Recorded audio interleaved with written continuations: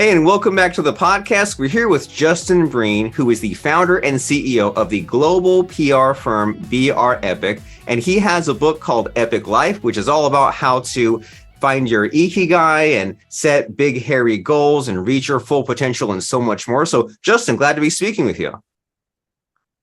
Yeah, it'll be an exciting conversation. Most of my days talking to the world's top visionaries that are all over the place, ADD, endless shiny objects, and I'm pure simplifier, pattern recognizer. So it's like ADD meets minor Asperger's, and that's why it works.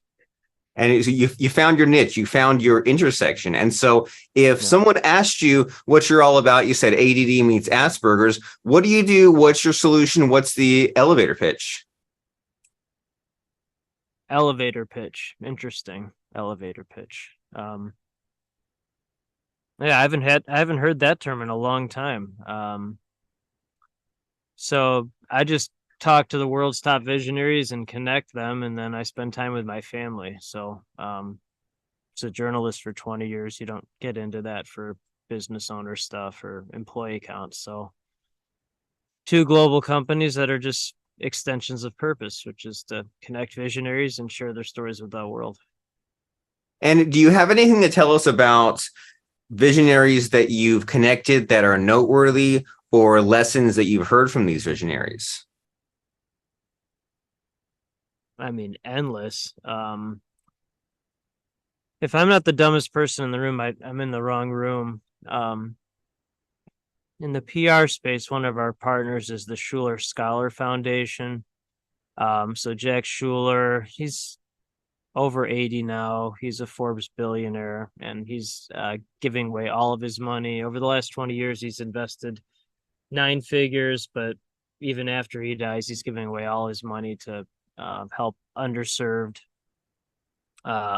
kids in the Chicago and Milwaukee area. I'm sure that'll expand around the Midwest, but kids from those areas to go to schools like Harvard and Yale for free. So I just like to talk to people like that, or who want to become someone like that. Or another one of our PR partners, Greg Washington, he had the gun to his head, but he didn't pull the trigger because his cousin called him. He's a veteran, so to raise awareness for PTSD and mental health for veterans, he walked 1,800 miles from his father's hometown in Mississippi to West Point. He played football at Army, so it's people like that.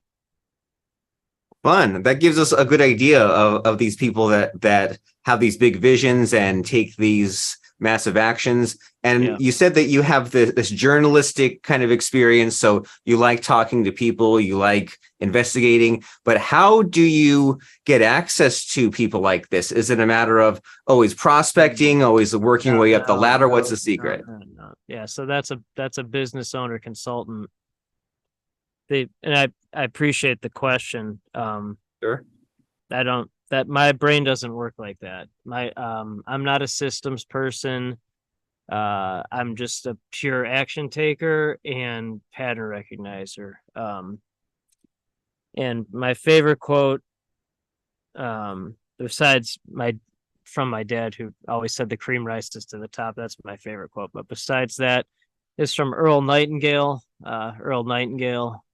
He's like the OG. So he's long gone, but my favorite quote of his is, "Success is the progressive realization of a worthy ideal. Success is progressive realization of worthy ideal." So my worthy ideal is zone of genius, unique ability, purpose of life, which is to be connecting superhero for every visionary who shares stories with the world. So when you're constantly in purpose and you focus on your purpose, then it's just a magnet for other people that focus on their purpose, and it eliminates business owner, consultant, scarcity world.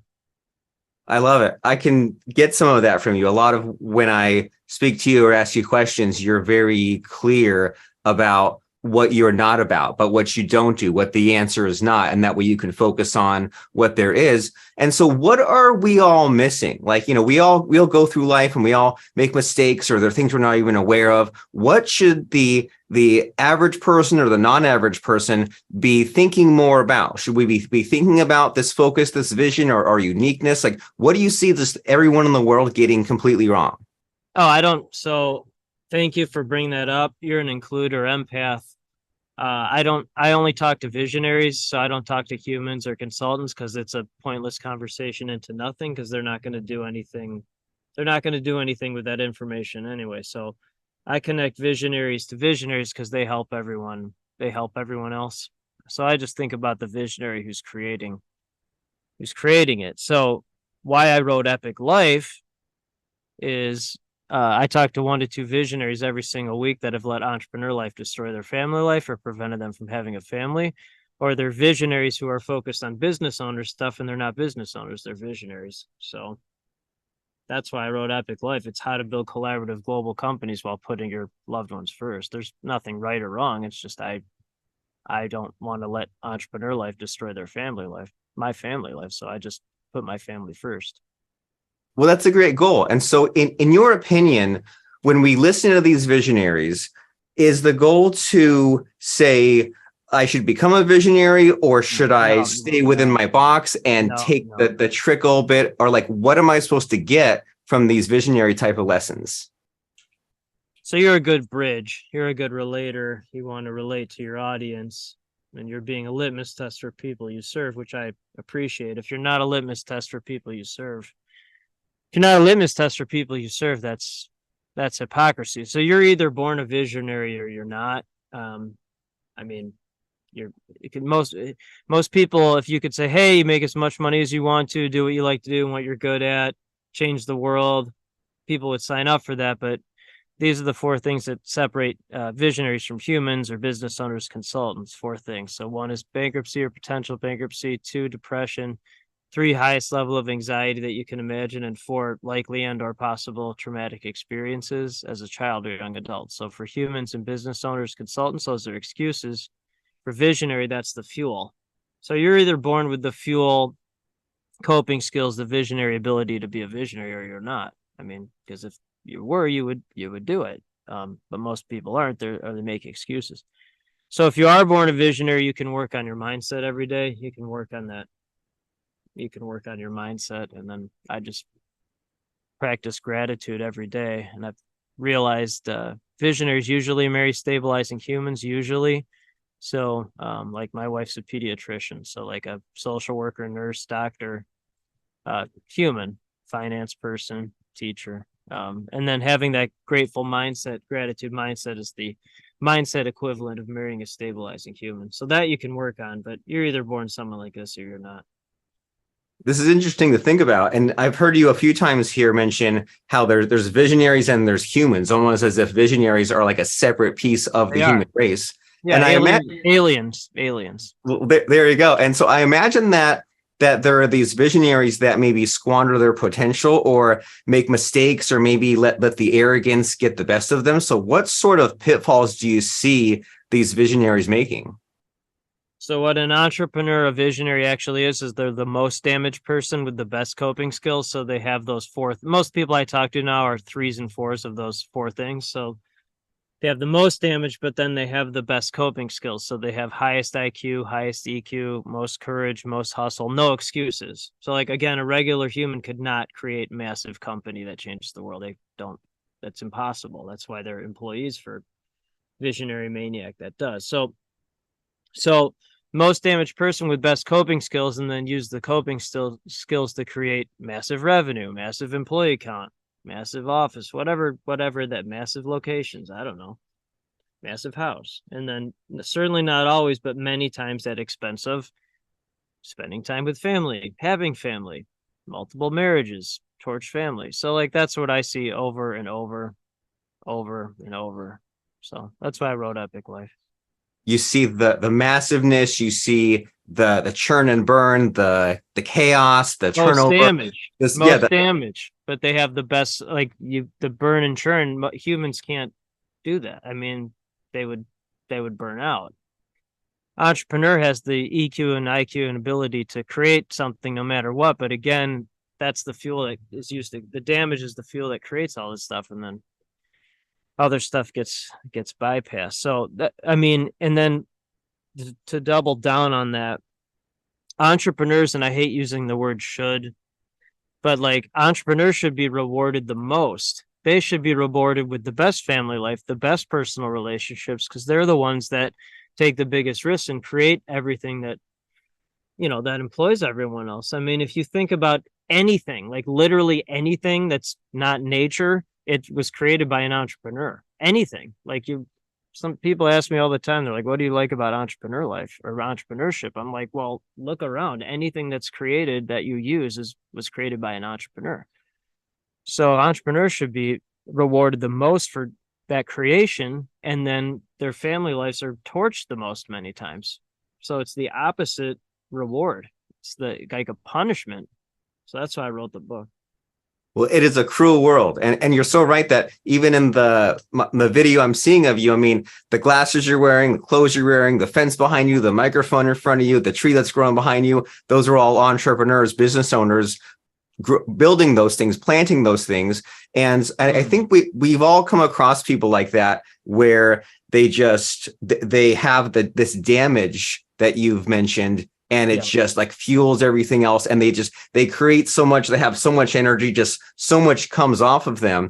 And you're all about these ideas like abundance and gratitude. And unfortunately, sometimes that gets trapped in the world of the cliches and the quotes. And some people pay lip service and they don't mean it. What's that? Yeah, a human traps it in that world because they don't understand. So that's why it's a conversation into nothing, because there's no understanding. And then an entrepreneur isn't going to understand a business owner, and then vice versa, because business owners are focused on transactional, changing their world there, and then an entrepreneur is focused on transformational, changing the world. So it's just a totally separate conversation. And again, it all starts with having that mindset, which attracts like mindset and then repels opposite. It's just a magnet. So you're saying that there's no communicating, there's no overlap, there's no understanding middle ground, two separate types of people. It's two separate, it's a different language. In 6 years as an entrepreneur, very few times I've seen the switch go on. Very few. Almost never. Because you're either born like that or you're not. And then a true entrepreneur will never quit. So you just keep going. And then, so I talk like this most of my life. And then most of my life, no one understood what I was talking about, but you keep doing it, because success is progressive realization of a worthy ideal. And then eventually you find the worthy ideal network. I mean, that's what you just keep going. You just never stop. Eventually you find your people, and that's even more possible today with social media and podcasting and everything else. So in your entrepreneurial journey, it's always fun to hear about stories. So do you have a fun story to tell us about how you failed and you had a problem and you came out of it? No failure. Yeah. No failure. No failure. Yeah. Failure is a human term. So no. So a true entrepreneur. So I'm in Strategic Coach, one of top entrepreneur groups in the world. Very grateful for that. Dan Sullivan's the co-founder of that. So no failure. You're either winning or learning. Yeah. So no. Yeah. How about a learning experience you feel like sharing? Every day. End of 2018, I'd made more money in 1 year than I ever thought possible. I'd never been more miserable in my life. So that was great to learn that more money doesn't equal more happiness. That was less than 2 years into first company. And when you start a company, it really takes 2 years to figure it out. And it hadn't been at the 2-year mark, so I hadn't figured it out what entrepreneur life actually is. So I'm glad that happened. My father, chapter 1 of Epic Life is the cream rises to the top, which is my favorite quote, which is something my father said every day. He died when I was 13. He was 61 when I was born. So he was born in 1916 and came from nothing. World War II hero, shot down multiple times in combat, many times without a parachute, became attorney in Nazi war crime Nuremberg trials, and genius brain. And so the cream rises to the top. So what I've learned is eventually the true visionary, they're the cream that rises to the top. Is it possible that there are poser visionaries or people that think they're visionaries but are not? Great question. So my brain simplifies everything into patterns, and we partner with folks that have only 3 attributes in their mindset, only 3. Because when you have these 3 attributes, you can only be one of 2 types of people. Okay, so 1 is visionary, so not human, not business owner, not consultant, visionary. They see things before others. 2 is they live in abundance, no scarcity, no excuses, only full abundance. And then 3, this is where they might think they're a visionary. They might think they're a visionary, but they're not, because we only partner with folks that look at things as investments, not costs. The posers, are the ones that aren't really visionaries and aren't really abundant, are the ones that still look at things as cost, not investment. And that's a fundamental. Never can be a visionary, never can live in abundance if you look at things as cost. It's impossible, because it's the opposite of vision, and it's the opposite of abundance. And then those people are their own worst enemies. So when you have visionary, abundance, investment mindset, you can be one of 2 types of people. 1, running high 6-figure to 10-figure company. You see your family, friends whenever you want to, no excuses. So that's most of the people I talk to. And then 2, you're not there yet, profit revenue wise, but you will be. So you're not in that first group yet, but you will be. So you just do whatever it takes.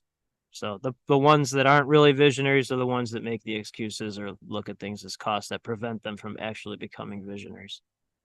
I love it. You need these unstoppable people. And if someone is 100%. If someone checks some of these boxes and they're on their path, you mentioned that you coach these types of people, that you have this group of people. How does someone take some action with you? How do they get on the Justin Breen train? Well, there's a couple things from that. 1, you're a great simplifier. I appreciate that. I like talking to simplifiers because I'm a simplifier, and then we just keep simplifying what we're saying. So unstoppable people, that's what they are. There's no stopping them, and then they're not really people, they're aliens, because they're aliens within their own family, community, and vertical. So unstoppable aliens. So Black sheep, right? black sheep. Yeah, one of the that's a great thing you said, and then I'll answer your question. But whenever I write a 3rd book, one of the chapters will be called Sheepdogs, because most of the world is sheep farmer brain. And then a sheepdog, I looked it up, but a sheepdog has only 2 scientifically proven roles. A sheepdog has 2 scientifically proven roles. This is according to Science Daily. And you can replace sheepdog with entrepreneur. Okay, so sheepdog with entrepreneur. So 1 is to keep the sheep in line, 2, push them forward. So you don't talk to them, you don't eat dinner with them, you just push them in line, keep them forward. And then an entrepreneur is a shepherd. So like a shepherd's herding the sheepdogs. So that's why I like to be in rooms with other sheepdogs where there's 1 shepherd herding them, because you can. And then my second company is I'm the shepherd of the sheepdogs, so I'm a sheepdog and a shepherd. And then we only partner with visionaries. So almost every visionary is a high quick start in Kolbe, Kolbe. And then the visionaries just write the check, and then they don't ask, what do you cost or charge? They say, what does an investment with you look like? And then they write the check. And then that pretty much solves itself. Amazing. Well, you have accomplished what a lot of us want to do, which is figuring out our group of people, figuring out our own lookalike audience, those clones of ourselves, so that way we can just instantly relate, don't have to try too hard, don't have to speak these different languages. And so if someone wants to investigate you more and look into joining this program, what's the call to action? What's the URL? Well, Brepic Network is literally LinkedIn for visionaries. It's invite only, high price point connectivity platform. I guess the main site of that is brepicnetwork.com. But I have folks reaching out all the time, and then if they do, I always have them take a mindset scorecard, which is at our main site, which is brepicllc.com, and I found people qualify or disqualify themselves with their own mindset. Very interesting. brepicllc.com. And I can't think of a time when I was more uncomfortable talking to a person than talking to you, but it's what it's all about, right? We like to it's nice to be uncomfortable and kind of talk to different people. And you definitely know who you are and the kind of person that you want to be. And so Epic Life is the book that people should check out. And before we sign off here, it's always fun to be introspective and think about, what advice do you wish you'd gotten 20 years ago? Does anything come to mind? No. Yeah. So 5 years ago, I would have answered that in a different way, but how Breen has evolved is no, because I'm glad. No, because things are just meant to happen when they're meant to happen. If I had gotten advice 20 years ago, then I wouldn't be talking to you right now, meaning it would have everything, all the entire timeline would have been changed. So we were meant to talk right now. And so things were meant to be exactly how they're meant to be. So I'm glad of everything that I've went through, up and down, especially the down, because that's where you really learn something. And then it makes you appreciate the ups much more. No regrets. Amazing and awesome. Oh. Justin Breen from Epic Life, the book. And anything to say as we wrap up, or should we just wrap it up? Oh, well, one, thank you. Two, I just keep making bigger investments to be in smaller rooms, but the people in those rooms are making bigger impact. So write bigger checks to be in smaller rooms where people in those rooms are making bigger impact. So, and then created own room for that, multiple rooms like that. And then two, that allows me to spend biggest investment in smallest room, which is my family, where I can make most impact.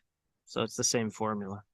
That is amazing. I'm going to have to go back on the recording and listen to those last couple of sentences a few times, because there's so many cool and fun steps in there. And I really appreciate it, and appreciate you too, Justin, from the book Epic Life and BrepicLLC.com. We will see you there, and I'll see you around the internet and social media, Justin. Thank you, Robert. Thank you.